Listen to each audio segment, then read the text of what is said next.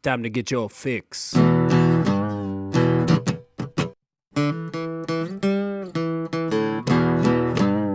It's a horrible gaming podcast. It's not good, it's not great. Horrible gaming podcast. It's not even what you would call fair. It's really not that good.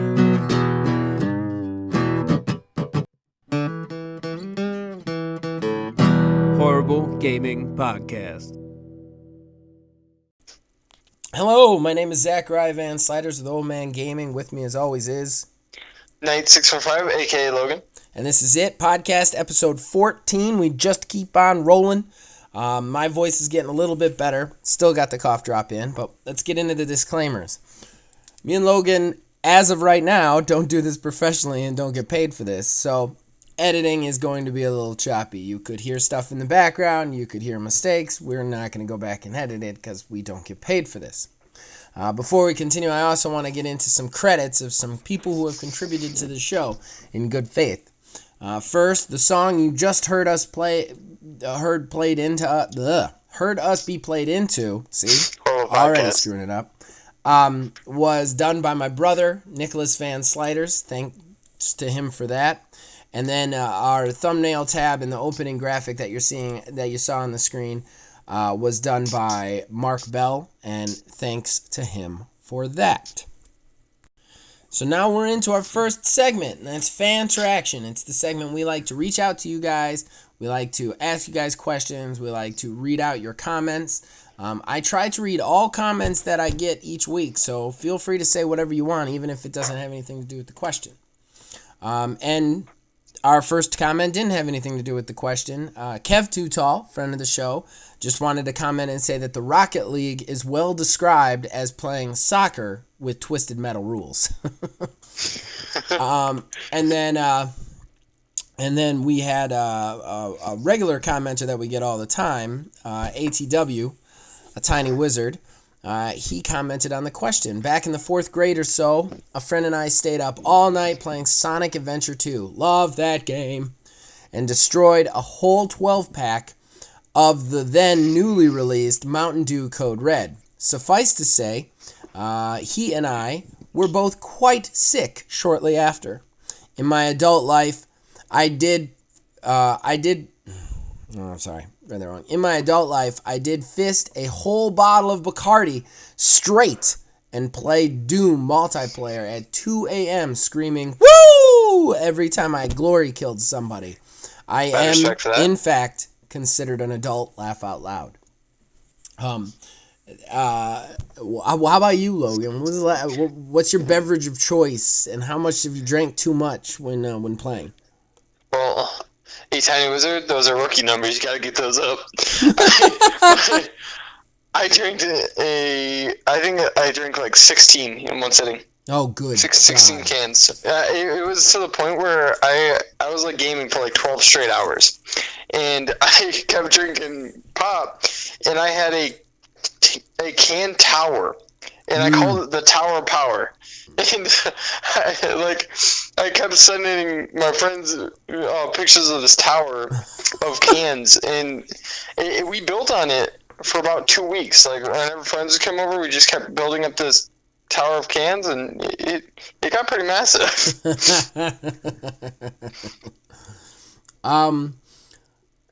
That's a good one. I as far as the pop goes, I used to drink more during tabletop gaming sessions than actual video game sessions, and it would be like me and 4 other guys, and we'd make towers like that out of Surge, if you believe it. I love Surge. Ooh. It's come back multiple times. Every time it does, I have to drink it because it's my favorite soda of all time. Oh yeah, and with what pop? Mountain Dew, Dr. Pepper, Pepsi. Anyways. Mountain Dew, Dr. Pepper, Pepsi. Those are your pops? Those are your top 3 pops? No, that's not top 3. That's just like what I drink, because my mom loves Pepsi, so Pepsi's always available in my house. And I've really had a huge high respect for your mom. Just because she has to put up with you. But that changes now. What are you doing? What are you doing, Mrs. Logan? It's Coke products or die. Pepsi is evil. Oh man. I'm actually mad right now. I just spit on my screen because I'm so upset. It's always Coke. Coke. Always Coca-Cola. Coke. Babe, Coke. Or you know what though? I'll tell you this. And as long as your mom agrees with this, we can kind of find equal footing. The people who are the worst, the people who are absolutely the worst, are those people who are like, I can't taste the difference. They should be put on a boat and sunk in the middle of the ocean. What are you talking about? You shouldn't exist. Oh. There's such a difference. There's such a difference. Oh, I hate those people. You can taste the difference? I can't taste the difference. I know you can taste the difference. I know you're lying to be interesting. And I hate you for it. Coke just tastes sharper. We're at war. Pick a side. I'm very. I have a strong input. I have very strong feelings on pop. I'm a very particular man. Okay. So I will say I did also used to get, as far as the adult beverages, me and regular commenter and friend of the show, Thor, who, by the way, oh no, I can't say that. Never mind. Thor, commenter and part of the show. I know people are going to be wondering, what was he about to say about Thor? I don't know. You'll have to talk to Thor. But we used to stay up all night. What we do, and this was back when games weren't 1,000 hours, back before Skyrim. What we would do is we would rent a game at like 6 p.m., and then we would literally play it taking turns, like a single-player game, play it taking turns through the course of the night until we beat it sometime the next morning. And we would just drink alcohol the whole time. Like, we'd alternate between alcohol and, like, energy drinks. And just totally destroy our bodies doing that. And, you know, if there is anything I miss about the days when games could be beat in, like, 6 or 7 hours, it's that. Because you can't do that anymore. Like, it's just not... And it's not fun if you have to be continue it, because you're not going to be able to come back to it. Somebody's going to play the game by themselves. You know what I mean? But yeah, we can't get hammered playing games anymore. It sucks. Right. So I did want to touch on something else other than our question. Okay. ATW, always, like, our biggest contributor, he shared something to me about All Access. All Access is coming back. It is basically what it is it's financing for your Xbox. That's what it is. All right. You get the Xbox up front for free, but you pay, like, I think it's $12.99 a month for X amount of months till the entire price of the Xbox is paid off. And this has actually been going on for a little bit. You can only get it at Microsoft stores. That's amazing. Yes. However, here's the cool thing that they just added. And I think this is crazy that they're already announcing stuff like this, and they haven't even actually told us what the official name is for Xbox Scarlet. But basically what they're going to do is, if you are in this program and you have an Xbox One S or an Xbox One X through it, after you've made a certain amount of payments, you can literally just upgrade to the new system. That money will go towards the new system, and then you can do that. Yeah, I heard a little bit about the transfer. It's huge for Xbox. It really is. It is. I do want to just speak from my old man bones for a second. There are some negatives to this. Right now, it looks really cool, and I love it, and I think it's a great way for somebody who doesn't have a lot of money to be able to get in on these new systems and games. I just want to say that lending can be some of the most predatory agreements in the world. It really can be. It can be. And I like phones, speaking as a guy who deals with phones and really reads the fine print, or at least has a wife who really reads the fine print, they can be some of just the most predatory stuff. And that's not the way this is right now. And that's great. But they're the only ones doing it. And, once there's one person doing it, there's going to be other people doing it. And then all of a sudden it gets a little bit dangerous. So just everybody be careful with that. But still, on the surface level, I think it's really great. It allows people to play a game, get a system, and buy a system that they might not be able to normally. Exactly. Especially with Christmas coming up, it's going to be huge. Yeah, and I think one of the things that's really interesting too. We've talked about the new systems a lot. One thing that worries me about these new systems is whatever their price is going to be, because the technology that they keep boasting the technology in these systems, like 120 frame per second stuff. Okay, I seen that and I just laughed so much. I mean, there's no way. There's not even a chance. I don't know. They're saying they can do it. My thing is, my problem isn't necessarily it's not even that I don't believe them. It's just that, okay, how much does that cost? Like, nobody's asking that question, and that bothers me a little bit. Like, everybody's like, oh, look at all these features. I'm like, okay, all those features are great. If when the car gets more features, it goes up by $20,000. So how much is this system going to be?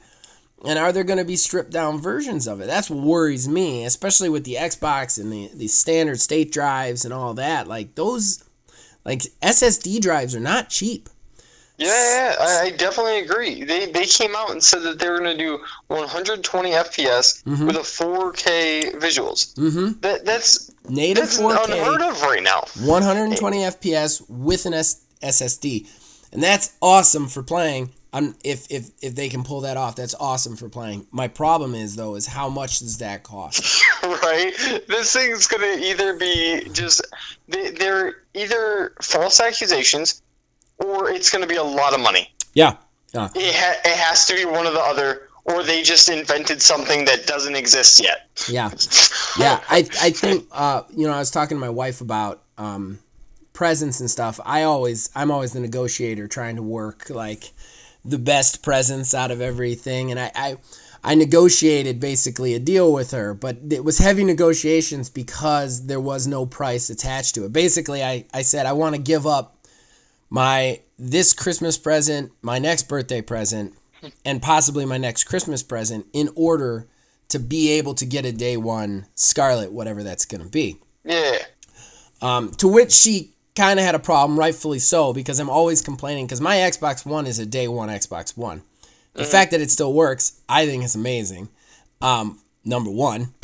Number two, but I'm complaining about it a lot. There are a lot of glitches with it and problems with it that I wouldn't have if I was on an S or 1X. And she's like, why wouldn't you wait for the next generation of the next thing in order to get that? Which is totally reasonable from a person who does not play video games and does not have a YouTube channel that requires you to be current on all the video games.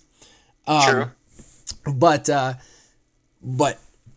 we negotiated that, and she was like, how much is it going to be? And I was like, I don't know. They're not going to announce the E3. She's like, I'm not going to sign off on that. I'm not going to sign off on something because it's going to be super expensive. And I was like, I don't think they can go above $500 to $600. I don't think they can.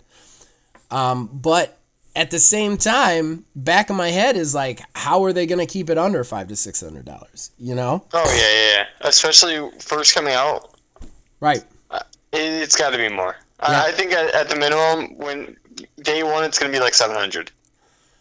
That's just my random guess. I definitely could be wrong, but I couldn't see being under. I don't think that they should do that. Okay, I agree that seems to be a realistic price based on the technology, but just look at all the backlash. When console generations happen, who's the winner? The winner is always the one with the cheaper system. Yep. It's always the one with the cheaper system. They always end up winning that console generation.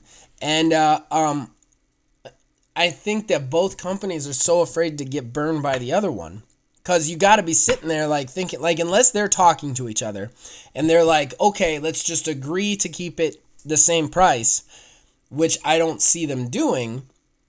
Unless they're doing that, if they're not doing that, then you've got to be afraid to put your console at $700.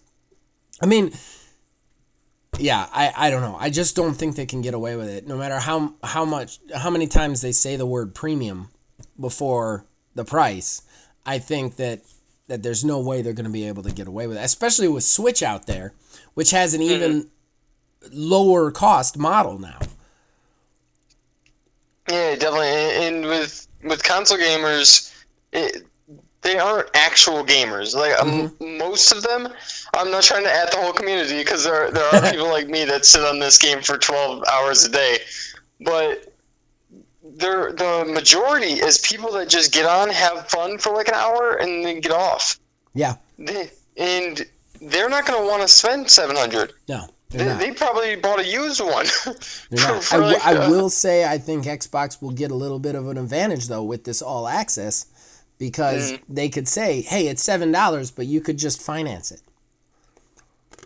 That's true. And that, of course, also makes me scared, because that's when we start to get into, once people are okay with financing things and this stuff being on your credit, like that's why cars cost so much. That's why phones cost so much. That's why because because of financing, they can jack the price up because you're going to pay down the road, you know?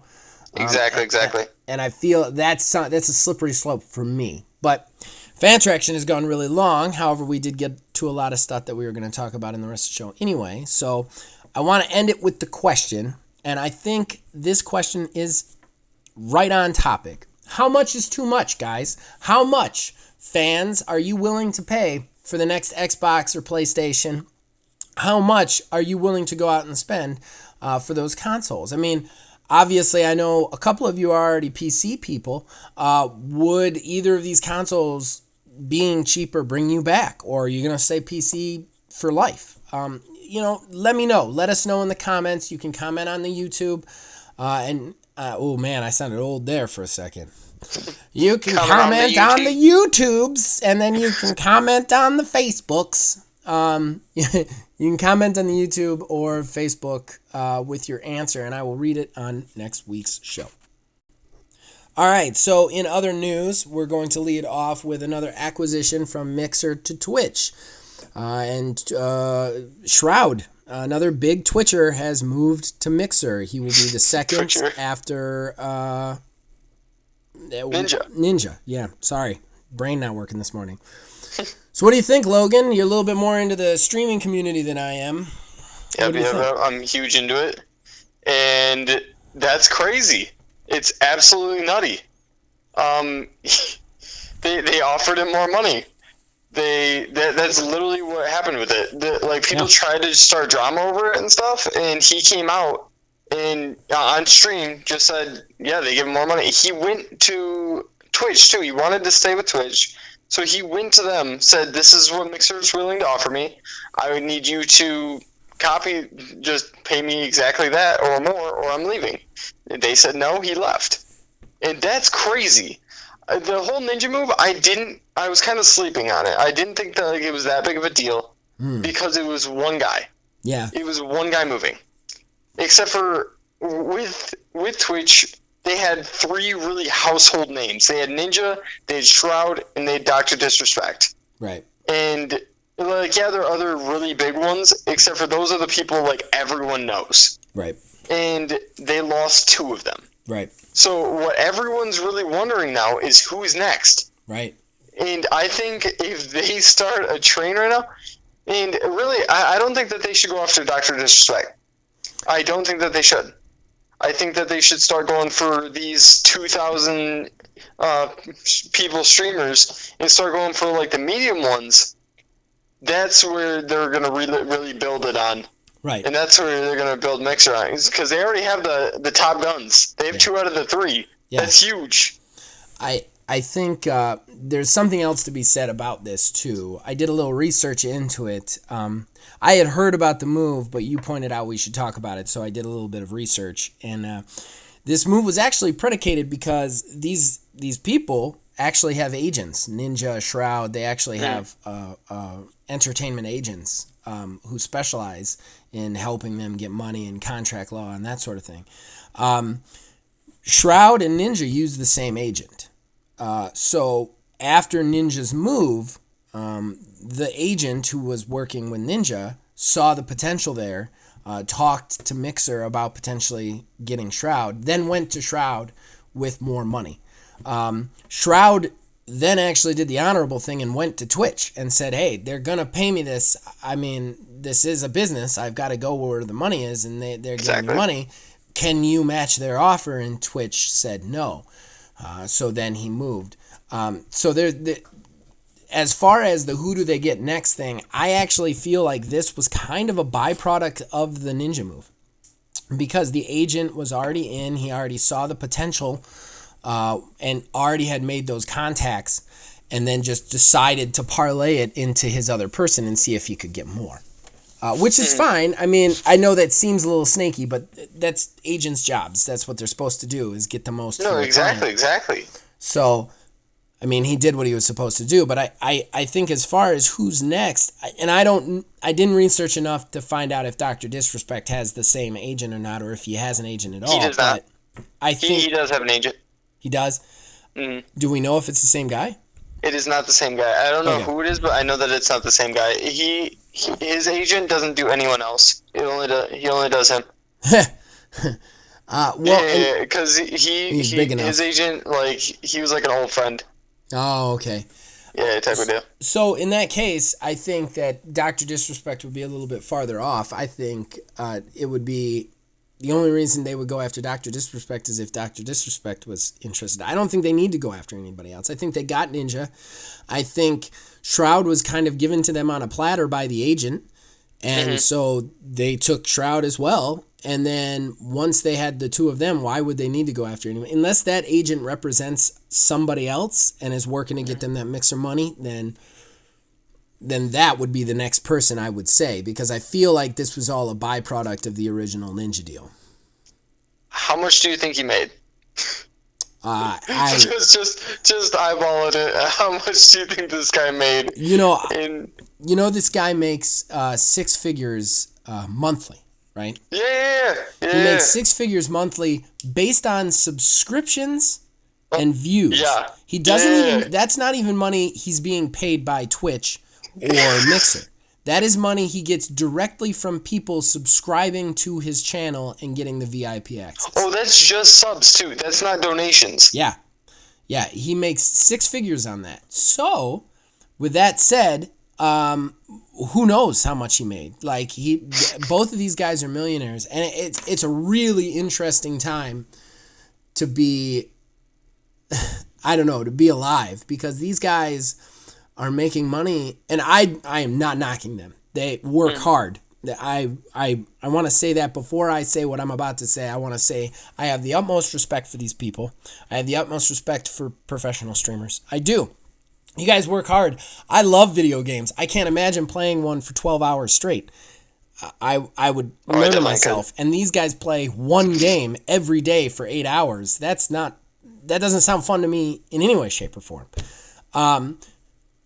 With that being said, these guys play video games to make and are millionaires. They're not even winning tournaments. They're literally just playing the game in front of other people. And I'm sure, and they're good at it. They obviously get good. People watch them to get tips and to be better themselves. I totally get that. But I mean, that's so interesting. I think when you really look at just like industry as a whole in America right now, it's very interesting, because the people who are coming up and becoming millionaires and stuff, they're not corporations or conglomerates. They're these people who are just marketing themselves on streaming services and YouTube and stuff like that. And that's crazy to me. That's absolutely crazy to me. Zach, go ahead. I gotta say, I love talking to you about this, because you're the only guy over the age of 30 that understands at all what streaming's about. And they're like, what? Yeah. Even my friends who I hang out with who are my age, like when I'm talking to them, they're like, oh, those guys. It's like, yeah, I mean, it sucks that we didn't come up in the age where we get to do that, but you can't be mad at them because they can. Like, don't get me wrong, if I was 10 years younger, I might be one of those guys, and that makes me that makes me a little jealous, not gonna lie. Like, I was washing dishes for 10 years to keep myself afloat, while these guys, you know, in high school started playing Fortnite a lot and are millionaires. So, but yeah, I mean, streaming is definitely more than, like, it's a job. Like, these guys take it as a job. They do a job. Do I necessarily think that they should make as much as they do? Probably not. But I mean, in fairness, I don't think most people who make what they make in those levels should make what they make. I mean, I don't think football players should make anywhere near the amount of money they make, or any professional athlete for that matter. So as far as that goes, I don't necessarily think they should make this much money. But I will say this: their money doesn't necessarily. I mean, it does come from contracts with the Twitch and the Mixer right now, but they don't get that until they work up the people. You know what I mean? Like, they had to work up this fan base. They had to work these people up to get where they are, to get that money. Whereas a football player just plays football in college and then hopefully gets drafted, you know? Exactly. Whereas these guys, regardless of what the fans want to see, whereas these guys, literally, their entire thing is fans. It's all fans. It's all fan support. And I think that's really cool. I think it's just as cool with everything else, too, like Kickstart and all these other things. I mean, don't get me wrong. There's definitely some... It's all a new kind of way of doing industry, so they're experiencing growing pains and kind of dealing with that sort of thing. But I think it's really cool, all these places out there that are making money just based on people wanting to see their product. And I think that's really cool. But I mean, back on the Shroud thing, I think we're done with the big acquisitions for now. Unless Microsoft really wants to go after somebody else. I think Shroud was a byproduct of the Ninja thing, a huge win for Mixer. And I think you can also see it because Twitch has suddenly, like, released this ad campaign everywhere so that everybody knows what Twitch is. And a lot of the ad campaign kind of centers around, we're not just video games, you know? Mm-hmm. I feel You think that this is going to affect the next gen console and who people are going to be looking towards? Because, you know, Xbox is kind of looking good with all of its benefits here. I would love that. I would love to say yes, but I mean, personally, I think Xbox is a superior console. Mm-hmm. I've said this before. As an Xboxian. I am an Xboxian, so maybe I'm biased, but I try to look at it objectively. I try to look at the features that PlayStation 4 versus Xbox One brings to the table, and the only thing that PlayStation brings to the table, in my opinion, that's superior, is their exclusive titles. Mm. And I'm sorry, that's not enough for me. Like, Xbox has Games Pass, Xbox has a superior controller to play on, Xbox has superior power, Xbox has the Mixer integration with Mixer.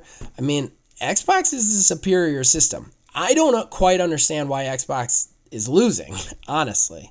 I will say, I think PlayStation has finally listened a little bit, because they did announce backwards compatibility for PlayStation 5. Well, finally. Yeah. They needed that for a while. Which is right. It's huge. And I think that I think that's something to be said. I think this helps Microsoft. I definitely think it helps it, but I don't know. I feel like there are a lot of people who are just going to be very like, I am a PlayStation guy. I'm going to be a PlayStation guy. You know. I feel like that's kind of how it's been for a while now, though. Like if you like PlayStation, you're probably gonna stay with PlayStation. If you're gonna go Xbox, you're probably just gonna chill with Xbox.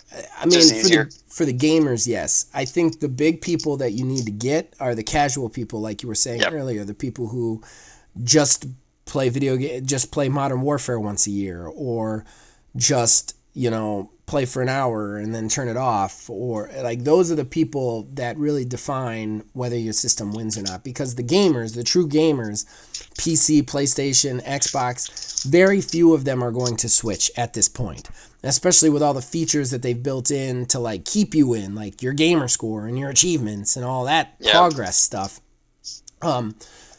That stuff is going to keep those gamers, those very in-depth gamers like you and me in. But I'm not going to lie, if PlayStation 5 came out, if PlayStation 5 did what Xbox did, got a better control, like there are things that they could do that would make me think maybe I'll switch. And I can tell you the reason behind that is I almost switched to PlayStation 4 when Xbox One first came out, because I didn't buy the systems right away. And Xbox One was talking about that game registration bullshit that they were doing. I don't know if you remember that. Yeah, I remember. Yeah, and that was like a nail in the coffin for me. I was going to switch. So you can screw it up enough that where I would consider like leaving all that stuff behind to go to a new system. They turned it around. Thank you, Phil Spencer, on your white horse. But I still feel like it would be you could get those guys, but most likely the really hardcore gamers are going to be hardcore gamers on the system they want to be hardcore gamers on, you know? Hey, only reason I switched over to Xbox was because of Halo. Literally, that was it too. I was just like, I kind of want to play Halo. Well, I was originally a Sony guy. I had a PlayStation 1 and a PlayStation 2. Same. I went to Xbox 360 because it was cheaper and I was a dishwasher, you know? That was the thing that got me. Like I didn't have an Xbox. My brother did. I played Halo with him, but I had a PlayStation 2. And then when the new consoles came out, Xbox 360 was $100 cheaper. That was the game. That was the system I went with, you know. Mm-hmm. But okay, we have to move on because now we're behind. So Zach, I know that we have a lot of fun with games on a gaming podcast, but some of these games are just so much fun until we get to the very last mission or very last two missions, and it's just subpar. Yeah. I had a recent experience with that, honestly. Do go into detail. So you can go back and check out my review on Greedfall, which I stand by most of it. But what you must remember, and I give the disclaimer in all of these, is that I don't play through the whole thing when I do the review. And I played through the whole thing of Greedfall, and I gotta say, man, the ending of that game, just such a bummer. Such a bummer. And I'm not even talking like a bummer like it was sad. Like, it just didn't live up to the rest of the game. And it made me very sad. Very sad. Like, you play through this game, which is really well done, really handcrafted. I know it's independent, but they make you feel like it's AAA. They put that much level of work into it. And you collect these, like, 6 companions along the way. You're working for this other character. Spoilers, by the way, if you have not played Greedfall, you're about to get some spoilers. But this other character is really close to the main character, and he just turns evil for no reason. Like, there's no real motivation for him to be a bad guy. And then, like, the only choice in the end is either join him and destroy the world with him, or kill him. And then when whatever you choose, there's no cinema screen after it. There's no movie. Nothing. What happens is it just ends. Then you hear this side character do a voiceover, and he basically you get these like still screens, and he gives you an overview of everything that happened after the game based on the choices you made throughout the game. That sounds like a bummer. It's a real bummer, man. That sounds like a bummer right at the end. This was a game that, like, in my review, I'm like, this might be a game I never ever trade in. And one of the reasons I said that was because I was looking forward to playing through it again, because of the player choice and whatnot. But you get to a point in the game where you realize that the player choice is kind of an illusion. Like, you really have two options. You either totally F everything up, or you do everything good. And if you do everything good, what the hell is the point of playing it just to watch everything get messed up? You know what I mean? Like, exactly. I did all the companion quests, and the companions were cool.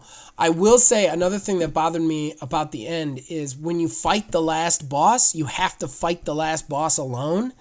And like I had built the character around having companions. So like I got there and I was like, what am I going to do? I managed to do it, of course. But yeah, like the other thing is too, like when you had games like Mass Effect 2, like you did all those companion quests, and then in the end there was this big finale where, like, depending on how good you are with the companions and what your choices were in the beginning, those companions lived or died in this quest, each one of them doing a different thing. Yeah, it's this really cool, like, overarching thing. That does not happen in this, and I was expecting that. Like, I wanted to see who gets to live, who gets to die. That doesn't happen at all. What was really cool is you start the mission, the final mission, instead of just having the two companions, all like 6 of your companions are with you. And I was like, that's cool. And we're going in like military style. But as you go through, they each leave you to go fight by the side of their countrymen or whatever, because you've unified them all to fight this great evil. So I don't know. It was a real letdown, and like I immediately traded it in because like I was like, I'm never gonna play this again. Like, and it was really sad to realize that. I guess I talked about that a little bit more than I should. What have you had any letdown endings? I definitely have, and that goes to Black Ops 1's campaign. What? Yeah. What? Are you kidding? No. That's the only Call of Duty story I think I like. I really like the storyline, and this is the only reason why I didn't like it at the end. I want to hear this. I'm very interested. I wanted something cool to happen at the end, and all you did was choke the guy out into the water. So you choked him out and drowned him. So the storyline was awesome. How it was all in his head, like it was amazing. Yeah. How he was a sleeper agent. Spoiler alert. But yeah. That was awesome. But how he killed the final boss was just dumb. I don't know. I wanted them to like sit down at a table and they both got like a gun there, and then they're both just like, "Why did you do this?" They both Quick like draw draw or their gun something. at the same. Yeah. Like, I kind of get that actually. I mean, I was ready to fight with you on that one. I was ready to. It was really just a basic kill. It was just like a basic kill at the end. Yeah. Like, yeah, that's if true. you go to like the Modern Warfare series, the final boss kills are crazy. Yeah. Yeah. Like it's an epic fight. But for that one, it was just like he just killed him. Like he was just upset, and now he killed him. That's a good point. Okay, all right. I'll give you that one. Based on the fight itself, I liked everything else around it. But based on the fight itself, great storyline. It was fantastic, but I gotta give it to it just for that kill. It was so disappointing. See, like when he started choking him out into the water, and let go of him, I was like, oh, he's probably not like fully dead, and he's gonna like come back and attack us again. But he was just dead. That was it. I think the biggest letdown ending on a good game I've ever played, though, aside from Greedfall, that I've ever played ever, and I will nothing will top this, was Far Cry 5. Far Cry 5. Have you ever played Far Cry 5? I have not played Far Cry 5. Okay, so spoilers, I'm sorry to say. But basically the entire game is you're this guy who goes into this like section of like, I think it's Montana or Wyoming or something, like a real hillbilly section. And this section is like overrun by a crazy religious cult. Mm-hmm. And the cult leader is just like, the world's going to end, so I'm a crazy religious cult guy and I'm going to do crazy stuff. And Far Cry always like blends the line with this, what is real, what is drug induced, like is there spiritual stuff, that they always do that, which is fine, but the gameplay itself is really great. You get all these pets, you get to do a lot of like outpost stuff, the shooting's really good. Like I really enjoyed playing that game. And then I got to the end. You go in and you like go to rescue your friends. You have to rescue your friends, and then you have to fight the last guy, and you beat him, and then nuclear war happens. Like, that's like, there's no reason for the nuclear war. Like, just nothing dies? that's happening with you, even though the guy is saying the world's going to end, nothing that's happening with you is causing nuclear war or anything. But it just happens. That's the point. It happens right then and there when you finally pick this guy off. And then, like, you race to a bunker. He ends up, like, you both end up surviving in this bunker. And he just basically is like, handcuffs you to a bed, tells you he was right, and the game ends. What? Yeah, you don't get to shoot this guy. You don't get to kill him. You lose. What's even worse about this is, I can't believe I did this, but I ended up playing the unofficial sequel to this game. They actually made, like, a sequel in the world of, like, after the nukes, called Far Cry New Dawn. I wanted to play it because I have a love of post-apocalyptic games. Because after Far Cry 5, I said I was done with Far Cry, and then I saw the preview for this, and I was like, okay, I kind of got to try this. In that game, there's a character, I can't remember what the character's name is, but it doesn't have, like, an official name. It's something weird, like The Chosen or The Forgotten or something. Yeah. And the character's constantly masked. That character is your character from the original game. That character works for the bad guy from the first game. What's even worse is the bad guy from Far Cry 5 is like the good guy in this.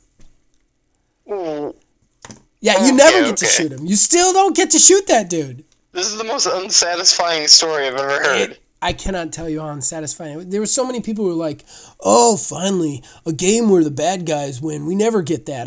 I wanted to just murder them. I want to be like, we never get that because nobody wants the bad guys to win. Why would you want the bad guys to win? That's the whole point. You're the good guy. You want to win. This is ridiculous. Like, the bad guys win in real life every time you have to pay a cell phone bill. Like, why would you want that in your fantasy? I don't understand. I don't understand people who say that in movies, too. Like, I want to see the bad guys win once. Why? They win in real life all the fucking time. Our president is Donald Trump. Like, come on. I don't want to see the bad guys win anymore. I definitely don't want to do it when I'm in recreation. I don't want to be playing a fun game on the side. Like, I'm going to do something fun right now in between changing poopy diapers and cleaning my house and trying to figure out how to pay my bills. Oh, goody. I now get to watch this psychotic cultist win. That's not fun for me. That's not even remotely fun. Oh. Who is that fun for? Right. I know, and these people, they just get on there to say shit like that to be cool. I hate that. You didn't want that either. You just don't want to be you just want to be the person who's like, I'm cool and interesting, because it's the same with those people who don't think they can taste the difference between Pepsi and Coke. It's those people. It's full circle. It's full circle. We're bringing it back to the beginning. Those are the people who don't want to see the good guys win. That's who we're against in this gaming podcast. You're what's wrong with America. All right. So let's get it back to positive, and let's go to our horrible lists. This week we're going to be doing fighting games, our top 3 fighting games. Now just remember, anybody who's just now listening, the horrible lists are not of all time. They are games that you can play now, almost like recommendations for somebody who's like, what should I play in this genre? So there are 3 favorite games that you can play right now on a system. So with that in mind, Logan, what are your top 3 fighting games, baby? Top 3 right here. Number 3, I'm bringing in Mortal Kombat, because it is a fantastic game. It's so much fun. It's so awesome. Zach doesn't like it, but it's great. I don't like it. I do want to say that me not liking it does not mean it's a bad game. It is a good game. I have seen it. I have played it. It is very well done. That company, NetherRealms, does amazing fighting games. It's a good game. I don't like it. I don't like fatalities. I think they're ridiculous. Like, I don't need to see that. I don't want to wonder if I'm going to puke while playing a game. It's just one of those things. Like, that's why I don't like it. It's fantastic. And I was okay with fatalities when you just punch the dude's head off, but now it's like somebody puts a head into a butt, and then the head comes out the front part, and then they pull their intestine through their mouth, and then they like do a lasso with them, and then set them on fire. It's insane. Like, I'm like, I don't need to see that. I just don't need to see that. But doesn't mean it's a bad game. It is a good game. It's a very good game. It's just very great good. Game. Only problem with it is that it's really, really hard to be good at. And if you're really good at it, you are really good at it. Like you just won't be touched. Right. So if you're like a casual fighting guy like me, yeah, you can't really verse good people because they'll dog you. And number 2 is Injustice. Gods Among Us. Fantastic game. It has all the Marvel characters. DC, okay? Buddy. DC. Oh, no, DC, my bad. You're going to get added, man. You're going to get added so fast. Nobody at me. Your head will spin. So don't at me. That's DC. DC all day. It has the Joker and Batman, so what else do I need to say? Like, you can fight in between both of them. And the fatalities aren't gross. It's great. I like Injustice. If you're a person who wants to play a Mortal Kombat game but don't want the gore, Injustice is definitely the game to play because it's the same company, and it's that one. I actually bought that one. That game's a knock out of the park. I never played the second one, but I hear that one's just as good too. So. Okay, and for my number 1 spot, I can't believe this is getting your number 1. It's crazy. Super Smash Bros. Super Smash Brothers. You don't even own a Nintendo.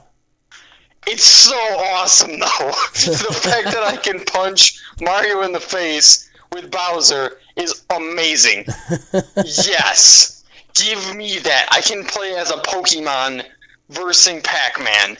Yes, they have Pac-Man now. It's a DLC character, but it's awesome.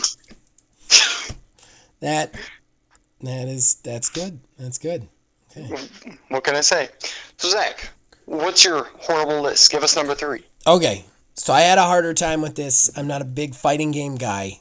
Not anymore, anyway. I do want to say, real quick story, even though we're running late. Back when I was young and single, I would get, and the days of Amazon online ordering were early, I would get really hammered, like just hammered out of my mind, and then I would decide I need a thing and order it all on Amazon and just like regret my choices. There was a night where I got really drunk and decided I needed every Tekken game ever made. So I have Tekken between like PlayStation and PlayStation 2. I have every Tekken from 1 to 6, I think, or something like that. Or 1 to 5. I can't remember, but I have every Tekken game because I bought them all. Don't judge you. Right. So with that said, I'm going to say Tekken. Now, I want to just put a little caveat on this. I have not played the newest Tekken. I am sure it is good. I haven't played it because I'm not a fighting game guy. The reason I'm not a fighting game guy is I think, I'm not as good as I used to be and I get the crap kicked out of me online. So it's just the story, and the story isn't enough to keep you around for more than a few hours. So it just doesn't seem like a good value anymore to me. But that being said, I'm going to say Tekken. All right. That's a good number 3. I would also have these huge battles. If my brother is listening to this podcast, my brother played Tekken, and he would play Jin, and I would play Harang, and these two characters somehow were also rivals in the video game, even though we didn't know that. And we would put the round count up to 7, and we would give ourselves 200% extra health, and we would just have hour-long duels on that game because I was the master of Harang and he was the master of Jin, and it was ridiculous. So just wanted to say that one too. So now number 2. So number 2, and I know this would have been on Logan's list. This is the first time Logan made a caveat for me on the list, and I appreciate it.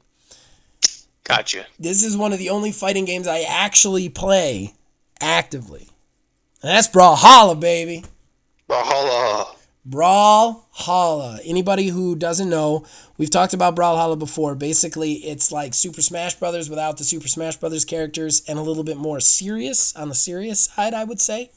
Yeah. I mean, it's still kind of silly, but it is also free to play. Free to play. Just go download it and try it. It is amazing. It's really good time. It's a lot of fun, especially if you've got you can have up to 8 players on, and if you get like Logan has a bunch of really high-strung teenagers Yep. who play sometime, which I don't even talk when it happens. I just sit there and listen to them. I don't even have to win. I don't care. It's just wonderful. It's just people screaming. It's so great. He's talking about my little brother, if anybody wants to know. Your little brother is something else, man. He's a lot of fun to troll. I'll tell you that. He's exactly what you think versing a 14-year-old boy would be like. All right, so my number one, and I'm going to say my number one is very important to me. And there might be people who at me that this is a real fighting game. But I will fight to the death that it is, if for no other reason than you can't classify it as anything else. But I love this game. I still play this game. And that is For Honor. Of course, I seen it coming. Yeah, I love that game. It's good. They're still adding to it. They're just finishing up 2 years of content support for that game. Who else does that? It's Ubisoft, baby. I love them. And this game could have just been, if this was an EA game, we would never talk about it again. But because it had a shitty launch, but they just worked on it, and now it's a great game. It's a lot of fun to play. The community is a little toxic. I think that goes without saying. Very toxic. But you will not play a game that feels more like you're actually medieval fighting than this one. It's the closest to that I've ever played. Well, Zach, I think you missed I think it was our first or second podcast. Remember when I came up with the fighting idea for streamers? I think you missed that on your list. Well, it's not a real game. We need to get funded for it. That's what we need to do. Now that the podcast is getting is potentially going to be monetized, I feel like we should put a percentage of it just towards making the Twitch streamers game. We could make a lot of smart decisions with our life if we're doing that. Yep. All right, that brings us to the end of the show and the shameless self-promotion. Logan, go on. Hit us with your plugs if you got My it. YouTube at Night Space 615. If you don't put the space, it's still gonna show up according to Zach. It does. Hit it up. I'll be dropping a new PUBG video here soon. And PUBG videos. Hopefully another 2K one. Oh. Yeah. Nice. Yeah. Yeah, that'll be short, but it'll be fun. I'd like to see some 2K. Okay, so as far as I go, Old Man Gaming, subscribe, turn on notifications, check us out. We do horrible reviews on Monday. Borderlands Let's Play we've been working on with myself and resident Borderlands expert Phil Billy on Wednesdays, and then of course this every Fridays. Now, I do want to add to my normal plugs because we are now officially on some listening channels. You can find us on Breaker. You can find us on Google Podcasts. You can find us on Spotify. We are on Pocket Casts. We are on, there's one more, Radio Anywhere FM. you can find podcasts, we'll be there. Not everywhere, because unfortunately it's still not on the podcasting app that I use. But we are on many of them. You should be able to find us out there. And if you listen to us audio-wise, we potentially might make money off of it. It's not quite set up yet, but there's a possibility that we will make some money off of it. Also, because of that, I'm going to be trying to put that up a day early, just to if you want to listen there, you can listen a day early. It's of course, premium. You'll still be able to see us on YouTube. You'll still see the graphics package I put together, as well as the jump to discussion time stamping on YouTube. But If you listen audio-wise, you can find us on most audios. And then at some point, I'm going to have to change my slogan about making money off this if we do make money. Which I'm not making much money off this. That's what I'm not we're gonna making much say. money off, right? My wife last night was like, if you start making money off this, you might actually have to be good at it. And I was like, I know. I've done something wrong. I've set myself up for failure. Podcast. So please, if you and of course we are also on Facebook, Old Man Gaming, and any comments you leave on Facebook or YouTube, we will do our best to try and read them out on the show and give you guys props for them. But that is it. That's the end of episode 14. Whatever you are watching or listening this on, thank you. And as long as you keep doing that, we will keep making them. And we will see you guys next week.